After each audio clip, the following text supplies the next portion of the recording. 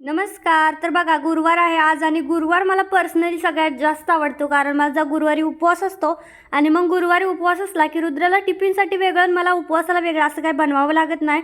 तर मी आज बनवणार आहे साबुदाण्याच्या पुऱ्या. त्यासाठी बघा साबुदाणा कच्चा, त्यामध्ये एक बटाटा टाकला, 2 मिरच्या टाकल्या, भाजून घेतलं, छान वाफ काढून घ्यायची, नंतर मिक्सरला वाटून घ्यायचं.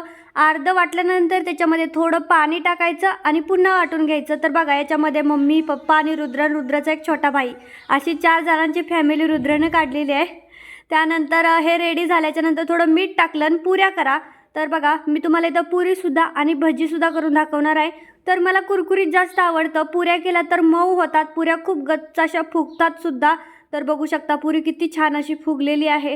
तर मी इथं भजी केलेल्या आहेत कारण मला आणि रुद्राला भजी जास्त आवडतात. तुम्ही पुऱ्याही करू शकता, भजीही करू शकता. तुमच्या जर जरा म्हातारी माणसं असतील तर पुऱ्या करा. चला टिफिन आणि वॉटर बॉटल भरून तयार आहे. बाय.